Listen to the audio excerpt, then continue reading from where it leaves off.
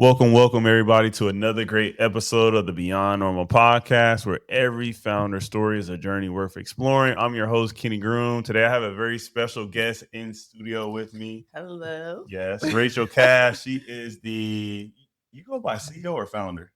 Founder and CEO. Founder and CEO of Elroi. And what Elroi does is it is a first-party data platform with AI-driven insights and seamless compliance for organizations and for consumers. We're going to dive into that in a little bit, but without further ado, I just want to thank you for coming on the platform I today. appreciate it. It's Yes, awesome. Yes. Have you been on podcasts before? I have. All right, so you know the drill, right? We're gonna leave no stone unturned. We're gonna dig into your story. So without further ado, let's hop into the first question. We're gonna take things back, right, in terms of what you were doing before Elroi and what led you to start thinking about data privacy as a business that you would want to take a gamble on yourself with being a founder. Yeah, that's a good question. And it's a long answer, so I'll try to truncate it down for us. So I went to North Carolina Central School of Law. So I'm a legal eagle. Shout out Central. And when I went to law school, I always knew I was going to go into business. So I always knew that I wanted to go on the business route. But a lot of the classes that I took were constitutional law driven. And I really fell in love with how does one own their persona or themselves, their likeness in an ecosystem. And just so I graduated a little bit ago. So 2013 I went to 2013 I went to law school. So it's been a minute. 2014 I went to law school. So it's been a minute. And so then I was focused on trademark law.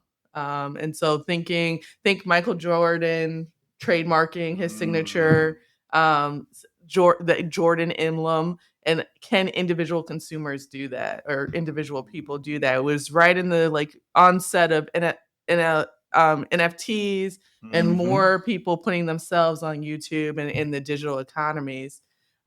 Coupled with, I was working the front desk in law school, so I had no technology experience, but I was working the front desk and kind of just had everybody coming back and forth. So it's kind of like this central mechanism, while very interested in the constitutionality of individuals, right? So start studying for the bar exam. All these things are kind of all these thoughts around how can people own their likeness under the Constitution? How can we integrate in technology into this? And then there was an Experian data breach when I was sitting at the front desk. So I took a whole side trip into security.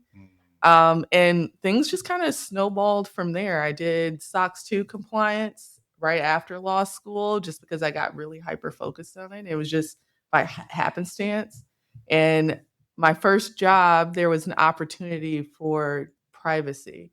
And it just was all the stars aligned. The California Consumer Privacy Act had come out, and they basically needed someone to help this program that they were running. So I was working in insurance in Chicago, and just everything aligned perfectly. And privacy, I found, was where the law was keep trying to weave in the constitutionality of how do we protect consumers. It was technology, it was moving fast, and it's something that you rarely see in the legal field. And from there, I started building data orchestration systems. So the strategy around how organizations deal with data, how do we protect consumers? And so I was really excited about this because, one, I was making money. And two, I was doing something I liked. And I was living in Chicago, but then COVID hit. And I had a lot of time to sit, and I was like, I'm doing something, but I'm still not solving the constitutional problem I believe in. That's what started me at on Elroy's path. So long story, all these things kept coming to me, and I found a problem that I wanted to solve. I love that. So that aha moment for you, when you knew you wanted, what was there a particular moment? That sounded like it was quite a few experiences. So was there a particular moment where you were like, I want to start? I think the moment, so I've had a couple in that path. I had a couple experiences. So I was relatively new attorney. So all my thoughts weren't always escalated to the top or the decisions that were made. And the decisions that were made were strategic decisions that were best for companies that I was working for and not best for the consumers that were going to be impacted. And all those no's started to like accumulate. Like, hey, I think this is going to be best for consumers, but I was getting red tape, like saying, no, we're not going to do that because we have to protect this from the business. And that was a trigger for me, like, oh, this isn't, we're not solving what I really want to solve. And so it just kept growing and growing and growing. And then I think the final step was one of the organizations, we were the first company to use OneTrust, one of the first big companies to use OneTrust, which was a data privacy company. And they became the fastest growing startup that year. And I was fundamentally opposed to their approach to privacy. And while we implemented the tool with the way that we thought were the best at the time, I said, if this team can do it, I can do it. And I think that was just seeing that visibility and seeing a team who was doing something new and people giving them chances while knowing there's a problem that I knew how to solve or had idea. That was kind of, and that jumped off the edge, and COVID gave me the opportunity. You ain't look back since. Yeah, right? but I mean, I have looked back because, like I said, I was making money. Oh, got you. So okay, so you having that strong background in privacy law, like how do you think that background prepared you to be a founder? So there's a lot of things about being a founder or just a business owner in general, even if you're not in tech, that I think is hard to jump over. For example, like filing your LLC, doing your C Corp, even knowing like what's your best privacy strategies now are becoming like more and more core to what founders need to think about, because your investors are going to ask you about your compliance. Even if you don't have everything set up, what's your approach to it? So a lot of those hurdles, I think some founders had from, I think a founder will have a couple hurdles they'll have to be able to overcome. Some of them will be legal, some of them will be based on sales, and some of them be on marketing. The legal hurdle was not something I felt like legal stuff comes naturally to me. So it just helped me not feel scared about things that we had to do. Setting up and being strategic about that was fine. The parts that I needed more alignment that forced me to spend more or work on more were like marketing and sales and how do we communicate a story. On the other side of that, I'm very, very detail oriented and think like a lawyer. So everything has like a risk, a profile to me. And so I do, while being a founder, I'm taking a lot of risks, but most of the steps that I think through are, we probably build technology that we don't necessarily need because I understand our risks from like a security and privacy perspective. So I want to be at the bleeding edge of that. Oh, okay. Not necessarily where, hey, we have an MVP and we can do this. And, you know, if something happens, then we make the next jump. Yeah, okay. So on that side of things, you feel like you go above and beyond. Right.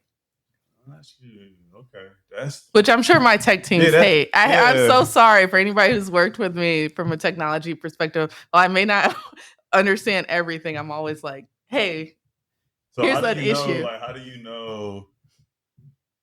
Because a lot of guests that we've had on or just founders that I talk to, they have that mentality that, you know, if it's like 70% done, I'm going to release it. And then I'll figure out the rest. So like, how do you overcome? Yeah, that's a really good question. So yeah, the ability to not get so caught up in like, it has to be perfect. So my perfection is more on the back end, things that you don't see.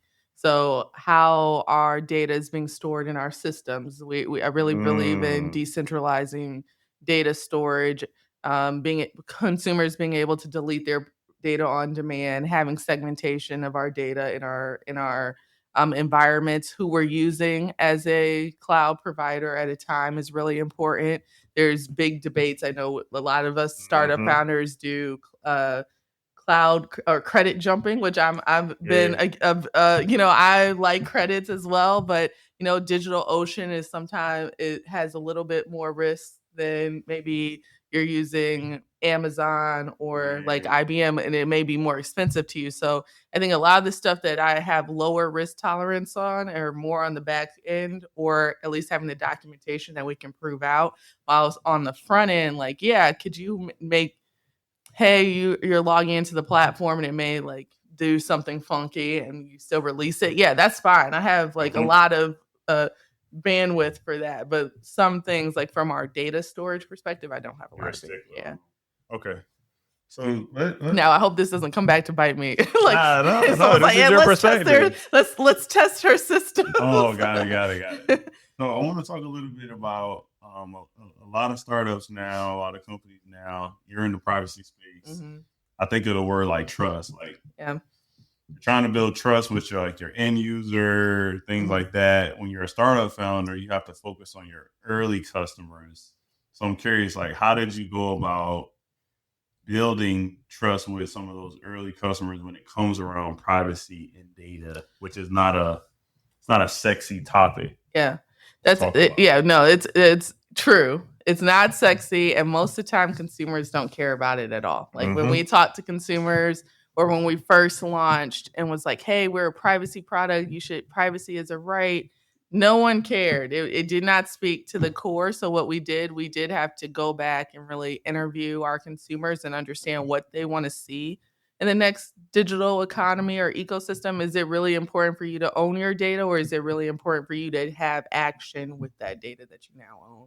And once we discovered it was important for them to be able to action their data and have that own level of control, that's when we start building out more features based on that. So like by that, what I mean by that is like we used to allow like automate you submitting your DSAR, so your data subject request rights. So you can ask any company for deletion or return of data. The company that, based on the regulations, they have to do that for you.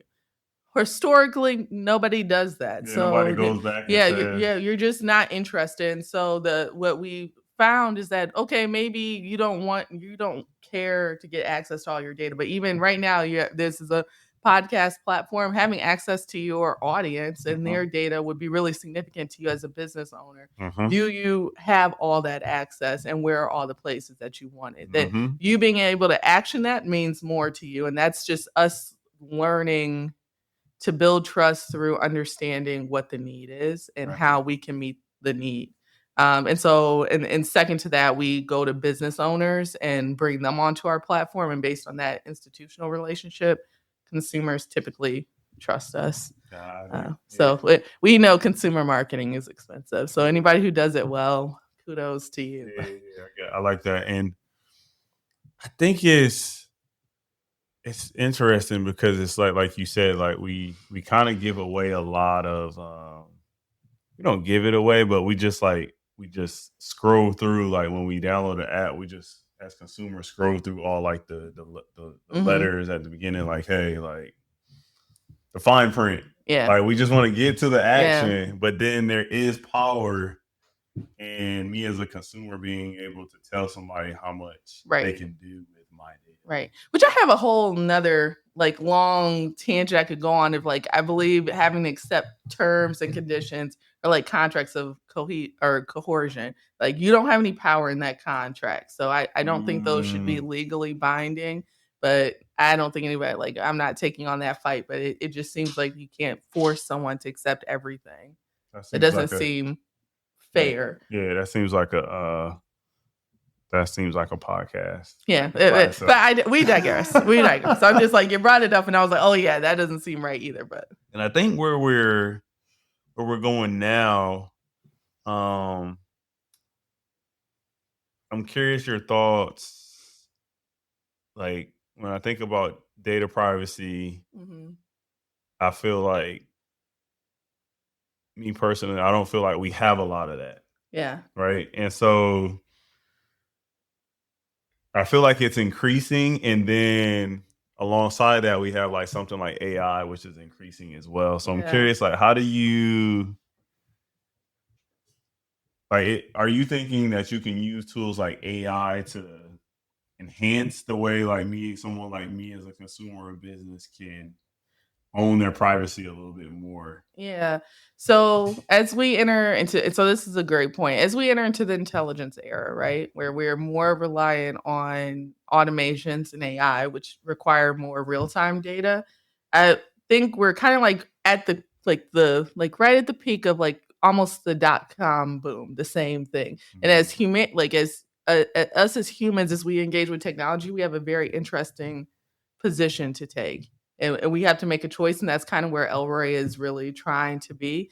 As you as a consumer, you use ChatGPT, for example, and you're just feeding it information. Eventually, and this is just the trend, we'll start using like our traditional internet searches less, and you'll start going to ChatGPT instead. And it will have a profile of you, and then do its own version of it. I forgot what the AI version is, but it's like AI optimization or something, the same as like SEO, but like pulling the right websites or the right answers to that specific to you. And so if we don't create ownership or like silos for individual consumers in this process, the existing big tech people will continue to move the machine forward, and without you being involved. So like you're a small business, but you're highly reliant on other companies helping you. Extremely reliant. Extremely reliant. Then you yourself as a small business that reliancy will continue.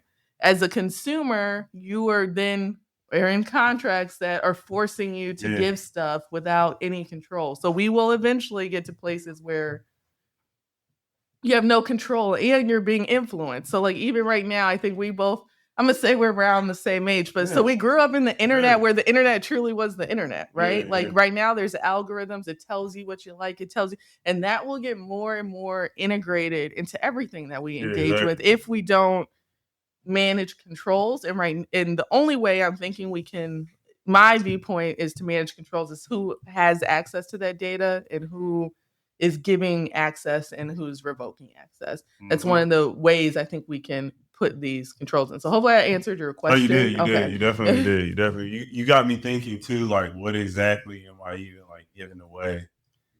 Everything. I'm quick to just like, oh, this is an AI. Yeah. Something that'll let me try something new. Yeah, let me just try something new, and it's like, all right, fine print. All right, whatever. Let me get through that. Yeah, like let me get to the action. Because anything free costs us something. I think that's what we have to remember. It costs you something. You just don't always know what it is. So let's pivot a little bit. Let's talk about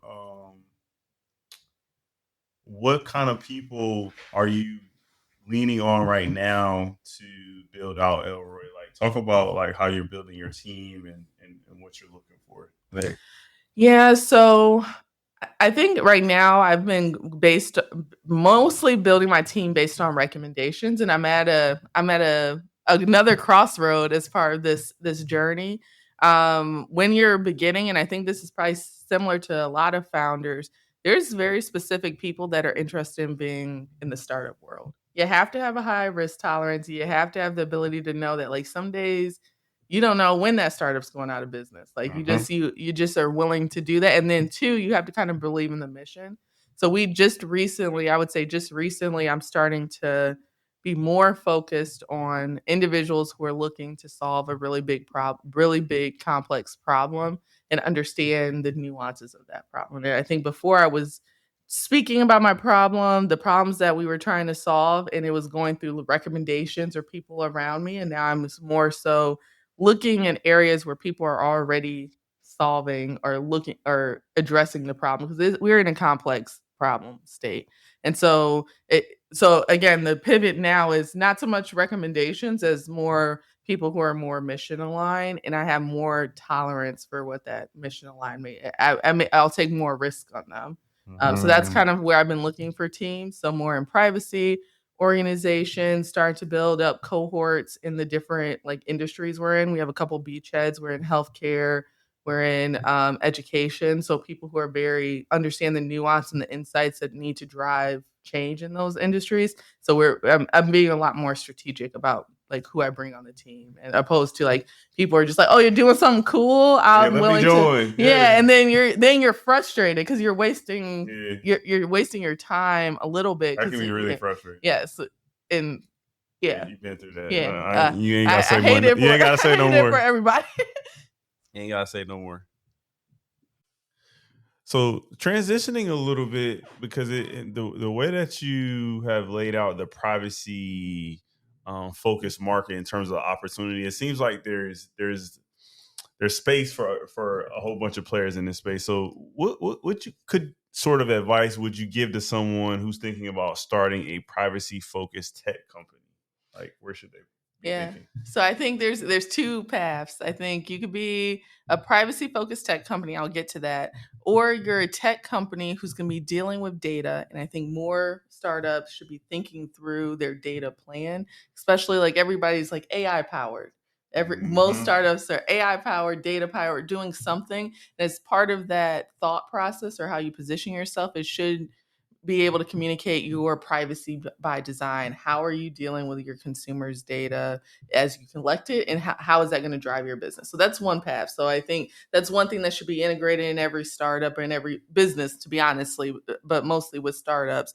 Then two, of your privacy focus, I do think solving the data ecosystem issues requires a lot of different technology to come together and reshape the data ecosystem. So there's a lot of space here for how we leverage data, how we're managing consent for data, how you may be thinking about data privacy differently than me. Especially, we have a huge generation at Central working with students who are taking. Central has a privacy course now that they have backing from large organizations. So we have larger or younger lawyers coming in who are right at the beginning of their careers, so they have nothing limiting their thoughts of what could happen. So I think there's space for new ideas for privacy, and if you get a chance to get into the nitty gritty of the issues, it's a good industry to get in. It's safe. Yeah, I believe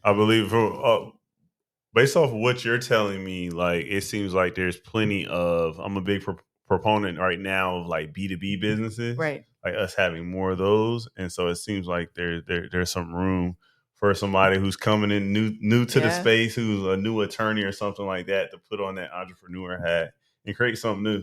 Right. Perfect. Yeah. So I'm going to ask this question a little bit selfishly. Mm-hmm. As a consumer, are there things as consumers we should be considering more when it comes to privacy and how we engage with companies?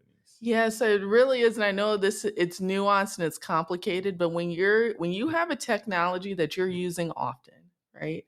You need to make sure you're just at the baseline have some level of control over it. So if we're leveraging ChatGPT often, there's a setting in ChatGPT that says turn off training, the model training. So if you think about it, if we're using it for our businesses, it's proprietary, really, right? And so, but if you're training this model, now there's no guarantees. I'm not saying this is a guarantee that ChatGPT won't go out and train on the data, but they do have a toggle that says, hey, don't train this model based on the data I provide. So really, it should just be very local to your computer and what you provided. So in each technology, I think that's what you need to be able to do and find.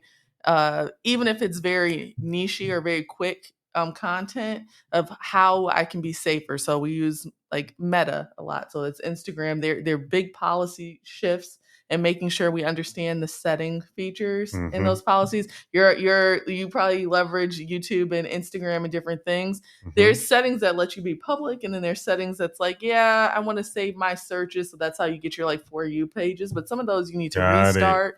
So just really understanding the technology and where they're pulling your data from and making the controls that make sense for you. Because I do think controls are on a spectrum. Some people it will never matter how they own their data or what they're doing. If you want to contribute to the greater good of ChatGPT's model, great. But like for some people, if you're putting your proprietary ideas and trying to solve something, you may not want to do that. Yeah, that's fair. That is definitely. Especially when it becomes tips. Like business IP. Yeah. And you're putting in some ideas that interesting. You got me thinking. Yeah. I use ChatGPT a lot. So like as soon as this is over, go toggle that. I'm like, do I have that toggle on or also? I'll definitely be checking that. But I appreciate you giving us that tip. And it definitely seems like there's just like a blurring of the lines where like what should we or shouldn't be putting into like the AI tools. And I don't feel like there's like a clear answer now. And for a lot of business owners who are you're wearing multiple hats, you're putting everything in there.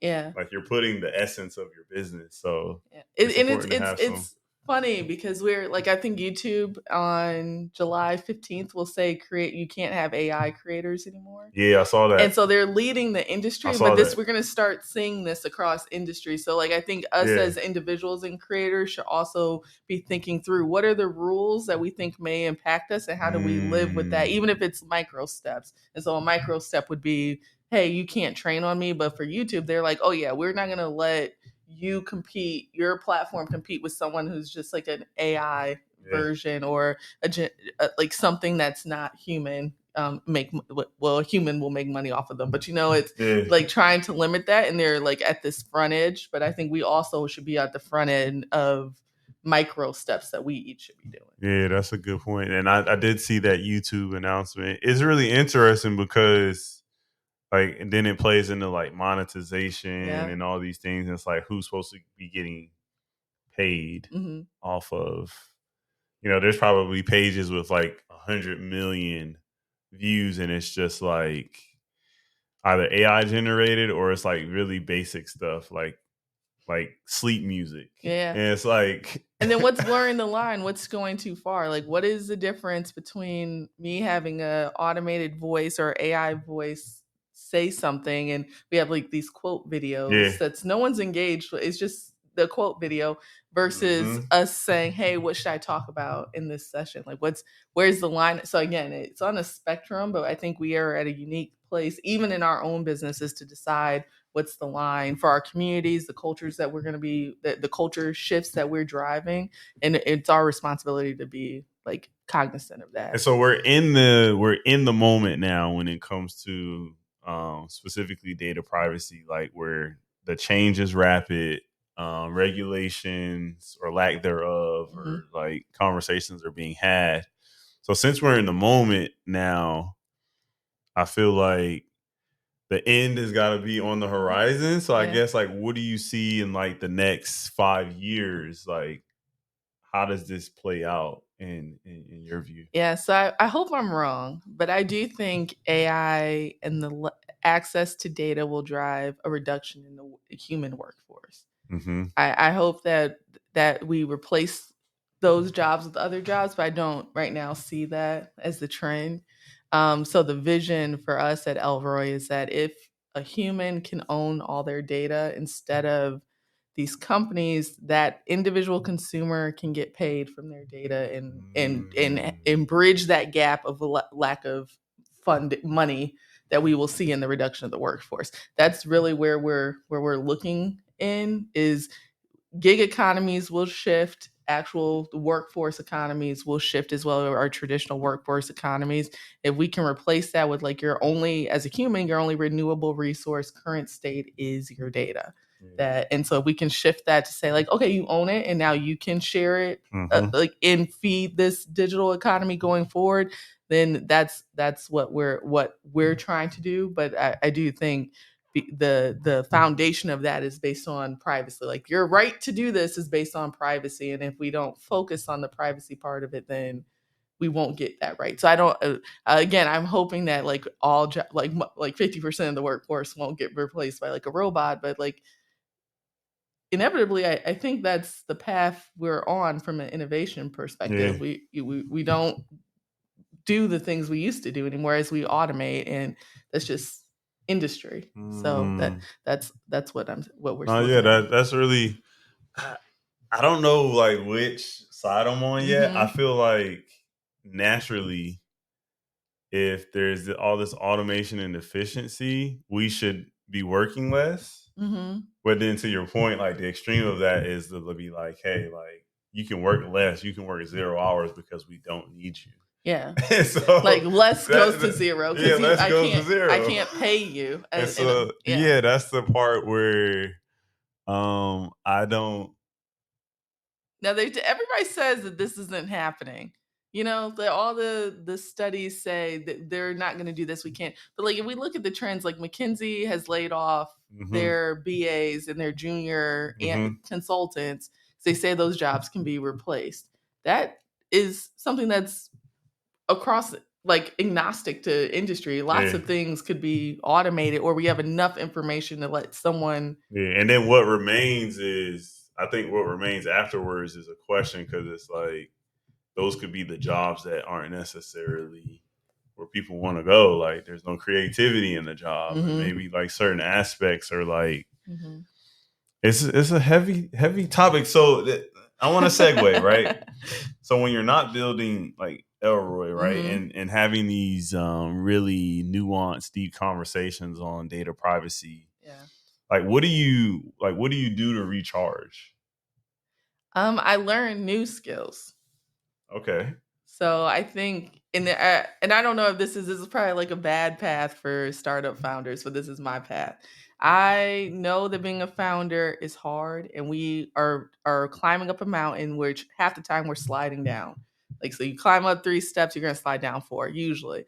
So I'm an activity girly. So I'm in a private pilot's license, learning to surf, like golf lessons, anything. You can't sit still. No, basically no. Okay. If I'm sitting too long, I'm like, I have a lot of space in, like, time is my enemy. Like it just is too much time. So I will do physical activities to make myself feel better. So that's what sews into me.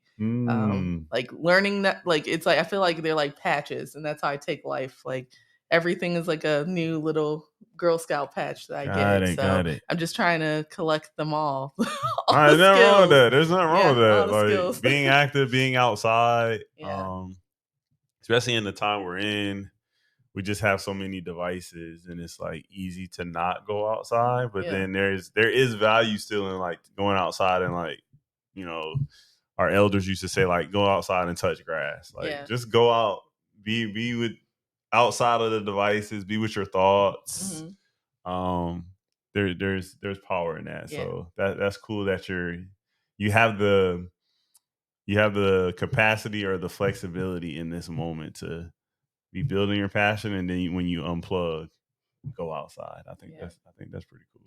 So, I appreciate you for sharing so much with us in this interview. I learned a bunch, and then a big thing for me, and I'm pretty sure some of our listeners, we're all going to go to all those apps we're on now and be like, okay, like what are some, at least like question, what are some of the data privacy practices that they're implementing now? Because again, folks, like I said, I pretty much, if there's an app I want, I'm just signing up for it, and I'm clicking through the sheets in order for me to do the final accept of those terms. But you definitely got me thinking, and I'm excited actually for this space now that after having this conversation with you, because there are layers there, and then where those layers lie, I think, again, there's opportunities for folks in the B2B space specifically. There's nothing wrong with consumer, but B2B, I think, is where there's going to be a lot of growth.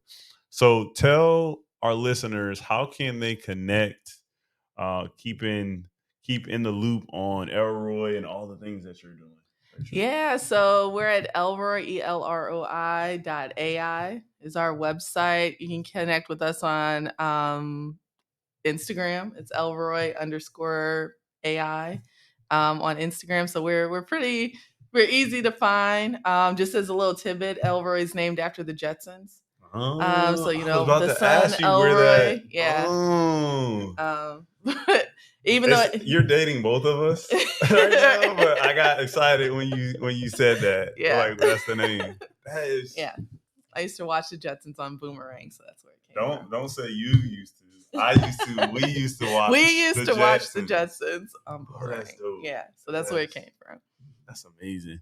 Well, I appreciate you for giving our viewers that, and they know where to go. Lasting thoughts. I always give it to our guests. Like, what do you want our listeners to take away as the final thought from this conversation? I think just like one of the things I think often I talk to my friends about a lot is that I think we as humans share ideas, and a lot of us have collective ideas, and the person who has the most resilience and the vision are the ones that get their ideas forward. So if you have an idea, you're looking to solve a problem, I think it's okay to talk to everybody about it. You'll probably get a lot of people, you'll meet somebody who had the same idea. What's the difference here is like either can you partner or how long can you work on it to get it done, because that's just it, who gets it to the finish line. And I think we get discouraged specifically in our community about our ideas, and we think people are taking them, and I think like God probably gives lots of people these ideas. It's just whoever has the resilience. Yeah, I like that. I like that. Founders got to be resilient nowadays. So what a way to close us out. Thank you again, Rachel, for coming on and sharing your story and giving us some lessons on data privacy. For all the listeners out there, thanks for tuning in to another great episode of the Beyond Normal podcast. Peace.